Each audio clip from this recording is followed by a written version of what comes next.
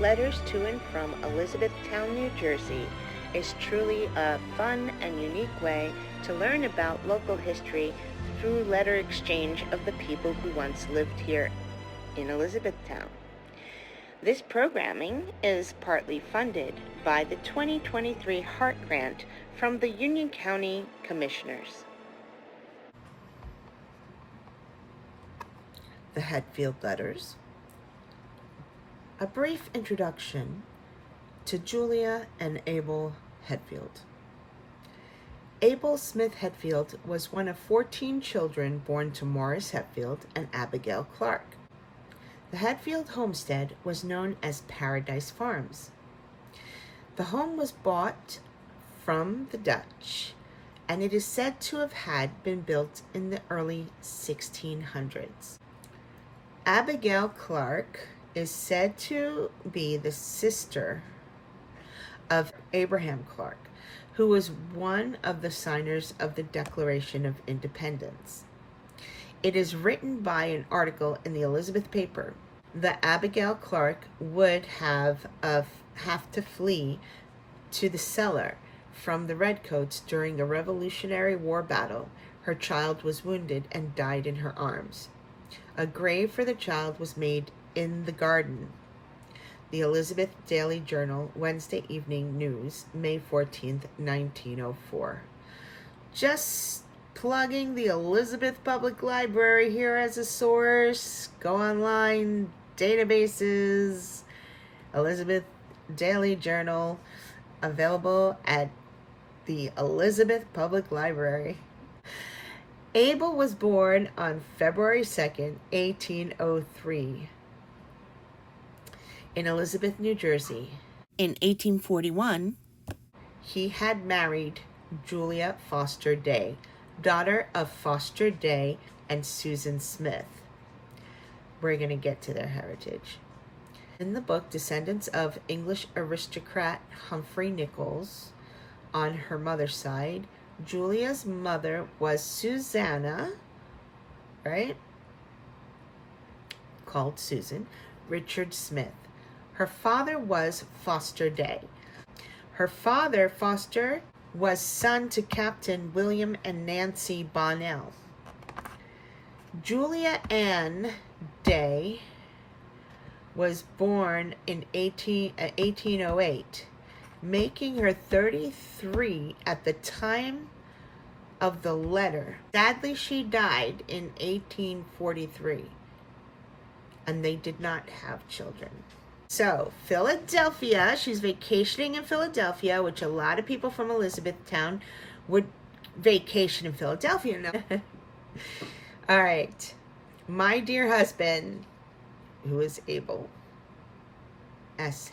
Hetfield, father and mother have partly concluded to remain till Saturday or Monday, and so I thought I would write you and let you know how I am getting along. The day we left you, we had a delightful time, a good dinner, all things very agreeable. Mother was so hungry she left the cars for the steamboat that she never once thought of being afraid. So of course not troublesome. Father did not get a seat with us at the table, so I had mother all to myself. I helped her to chicken and other great things. The first thing I saw was mother pulling off her mitts and diving in her dish for the chicken bones to pick. I knocked her on the lap, and it was not right. I tell you, she dropped it as soon as a dog would drop a hot potato. So guess what dog food was in the 1800s? Hot potatoes and hush puppies. Hot potatoes and another rabbit hole. Anyway, so the letter reads, Mr. Hazard and Richard were both at the wharf waiting for us. Mr. Hazard wanted me to go with him, but Richard would not consent to it. So I had been at Miss Day's all the time. Sister Abby called the day after I came and spent a long time with Mother and myself. We went walking with her. Period. I'm going to just stop right here. So, Mr.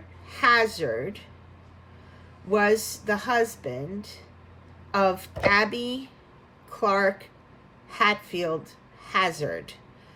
So, Mr. Samuel Hazard and Sister Abby is Abby Clark Hetfield Hazard. So that's why she's calling her Sister Abby. She's not a nun. And so Elizabeth is Elizabeth Day. That's Elizabeth Day. Again, you know, aristocrat, English aristocrat family. But I believe that Elizabeth might have been married into the family. So Elizabeth calls to see me every day. They will expect a visit after I get through at Richard's. They are all very pleasant and kind, and say I must spend the month of October, but you will hear from me when Father returns. I have just seen and read the ElizabethTown paper. I see Hamish Tower is married, but nothing very new since I left, I expect. Hang on a hot minute. She's in Philadelphia. And in Philadelphia, they get the newspaper from Elizabeth. That was a good one. I didn't go down that rabbit hole. But I thought it was impressive that she did receive it. So I'm assuming that the Elizabeth paper was delivered. Which is really wild. I think that's wild. All right. Anyway. Mrs. McDowell and Mr. Rice, Mr. and Mrs. Buck, Mr. and Mrs. Coe, and Miss Coe have called upon us. Mrs. William McDowell, which is John McDowell's brother, and Susan McDowell, with others, I just don't recollect. So she just doesn't remember. So many people came to see her. Father and Mother seem to enjoy themselves very much, and I think they will stay till Monday. The doctor's church, and she's talking about Dr. McDowell, is to be open on Sabbath evening, and that is the greatest inducement for them to stay. So you must send word home to that they will not feel uneasy. The joke I passed at dinner table about the pet lambs of our family has done a good deal of good. So they had pet lambs. They had lambs. And they called them pets. So I'm assuming they didn't eat their lambs. Father has been all attention paid, my fare, my dinner, and has taken us out riding in the carriage, and would have taken us out to Germantown, Manioc, and Fairmont, had the weather been good. But it has not been clear weather since we left home. I regret it on Mother's account, because she is as much afraid of damp weather as I am. I have been able to walk out every day since we came, but it has not been clear a whole day. Father has called a homeopathic physician to see me. He is to be here at 9 o'clock this morning. Then I will tell you what he thinks of me. You had better not say anything. So they had homeopathic doctors and thoughts that if you walk out in damp air, that it would make you ill. And night air would bring disease. And this is before they knew about mosquito-borne illnesses. So you better not say anything about it. Father's to pay the first shot. How it will be, although I cannot say. I do not feel any change for the better or worse as yet. But everyone thinks or says I look as well as ever. But I do not feel well. I am taking the Hooper pills. Now, Hooper pills were like the Midol back in that day.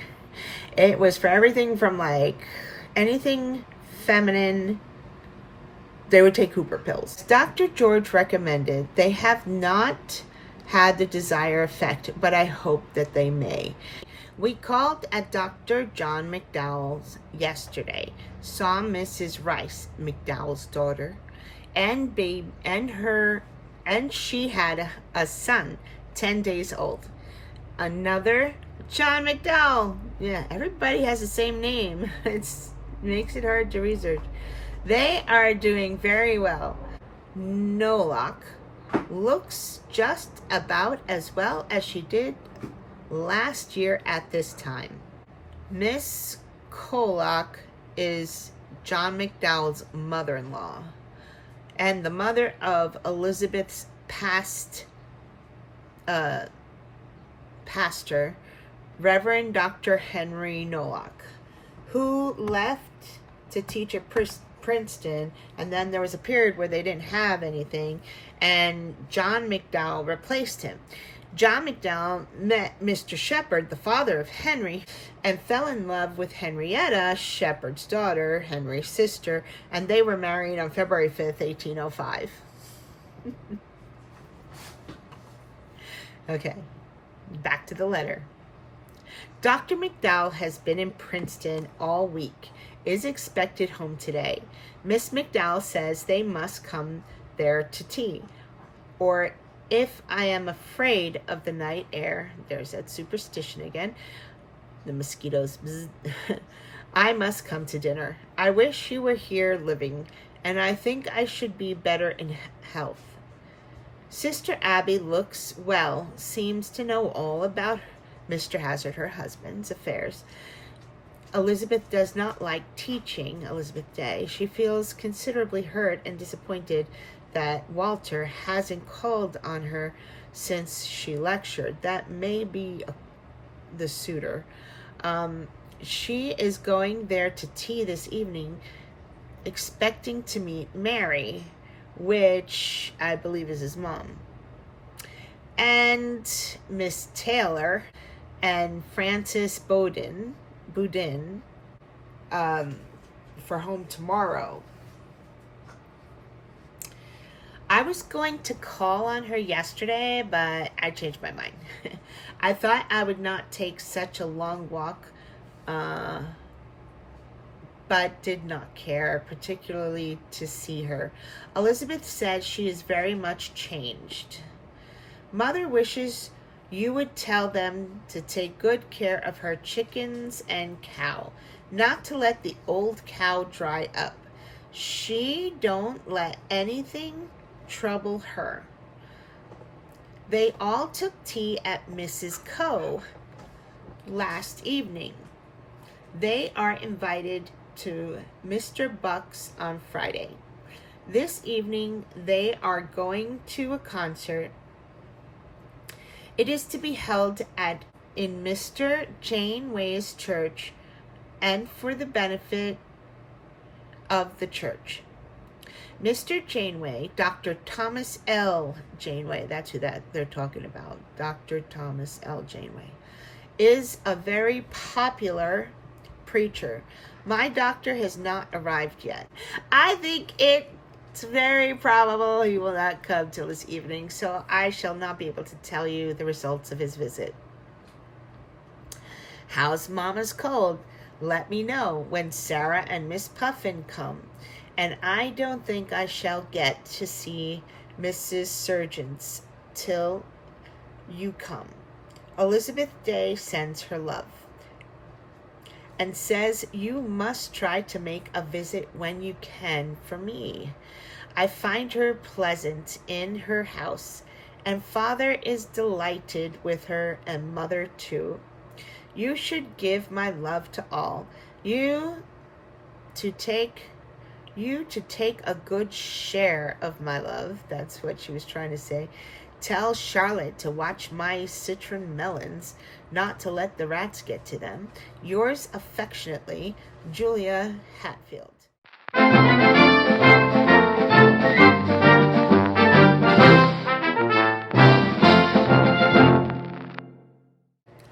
The J.J. Hewitt letter. We start with a letter addressed to Abram Stevens Hewitt. Addressed Cooper and Hewitt, New York, written by Elizabethtown, New Jersey resident J.J. Chetwood. J.J. on October 23rd, 1855. And this letter really documents an important part of history. Okay. A.S. Hewitt, Esquire. My dear friend, JJ's writing Hewitt. My dear friend, as of yesterday ending, a land sale of the Sussex Railroad Company for $1,000 in exchange for a land, and of the Burlington Rutland Company of the same amount plus heritage sent to your interest. I am in the office by yours attentive to this matter, and now only anxiously learn where to exchange the money. Truly your friend, J.J. Chetwood. Elizabeth, New Jersey, October 23rd, 1855. 1855. Abram Stephen Hewitt, iron manufacturer, congressman, the mayor of New York City, was a gentleman that has left behind admirable legacy. Abram Stevens Hewitt, his mother was Anne Gunry, was a French Huguenot descendant, while his father was John Hewitt from Staffordshire in England, and had immigrated to the U.S. in 1796 to work on steam engines to power a water plant in Philadelphia. 1796, steam engineer, power water plant in Philadelphia. Hewitt earned a scholarship to attend Columbia University. After graduating from college in 1842, he taught mathematics and became a lawyer several years later.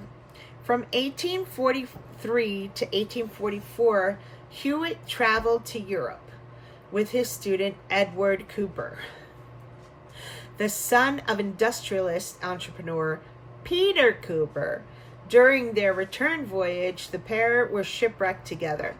After this, Hewitt became virtually a member of the Cooper family, and in 1855, our letter's dated 1855, married Edward's sister Sarah Amelia. They had 6 children. Hewitt is also known for his work with the Cooper Union, which he aided Cooper in founding in 1859. In 1860, Abraham Lincoln gave a speech there. Hewitt is also known for planning, and this is another great thing, Hewitt is also known for planning, financing, aiding with the legislation and the construction of the first line of what would eventually develop into the New York City subway, for which he is considered the father of the New York City subway system. J.J. Chetwood, John Joseph Chetwood, son of John Chetwood and Susan Jelf. Also, they called him Jack. He lived in the 3rd Ward, right? Former Mayor William Chetwood, which was his uncle, mentioned his nephew, J.J. Chetwood, who welcomed Abraham Lincoln to Elizabeth during his inaugural tour to Washington. In fact, February 1961, he introduced Lincoln to a crowd at the Central Railroad platform where Lincoln briefly spoke to the group, and no one recorded what he said. J.J. was county prosecutor since 1857, in the year that Union County evolved out of Essex County, where he had served as surrogate for 14 years. In April of 1860, John Chetwood's wife dies. Her name was Margaret Williamson Dayton Chetwood. Yes, and she's a direct descendant of General Chetwood. And in January, J.J. Chetwood writes Lincoln, "Dear Sir, although personally a stranger, I feel that as a Republican, I have the right to address you. I do so more freely because I have nothing of a political favor to ask. About 40 years ago, I began my political career as an Adams man. I then became a Whig until the Republic Fairmont Convention, which I attended, and have ever been a straight-out Republican. I have the satisfaction of knowing that I, with my family, gave 5 votes for Republican candidates, myself and 4 sons. My object in writing is to request that you and your family, when you come on to the inauguration, will make my house your home. I am within half an hour of New York and a few hours of Washington, D.C., to which there are several daily trains. My house is large enough for you all, and you can be as retired as you wish. New Jersey, you know, is safe conservative ground. Respectfully, J.J. Chetwood." And this letter was recorded by and owned by the Library of Congress. So J.J. Chetwood died in Elizabeth, New Jersey, on the evening of November 18th, 1861. So he did so much in the last 5 years of his life. J.J. Chetwood died in Elizabeth, New Jersey, on the evening of November 1861. Mr. Chetwood was born in 1800 and was consequently in his 62nd year at the time of his death. He was educated at Princeton University, and shortly after graduating there was, in 1821, admitted to practice as an attorney and as a counselor in 1825. During the years 1830, 1835, and 1836, he served in the legislature in the capacity of member of assembly with Judge Hornblower. This is the judge who asked the question, is the Fugitive Slavery Act of 1793 constitutional? Goes to show, like, we got to change this. This is wrong. Joseph N. Tuttle, Esquire, and others. And in 1838, was a member of the Senate or Council of this New Jersey, as it was termed under the old Constitution. At the time of his death, and from the period of the formation of Union County, he was prosecutor of the pleas for that county. Mr. Chetwood was widely known as an earnest, intelligent, and influential member of the Protestant Episcopal Church, and as one of the directors in the New Jersey Railroad Company in his own city of Elizabeth, where he had resided for many years, and which he formed one of the ancient landmarks. He was highly esteemed. In the state at large, he was almost universally known, and perhaps few men had a larger circle of undeviating friends. The New York Times, November 24th, 1861, page 3. Thank you for watching. Please share this video. Pass it along. I hope this gets used as a good source to educate people on local history in Elizabeth. I hope you're a student watching this. Share this video with your friend.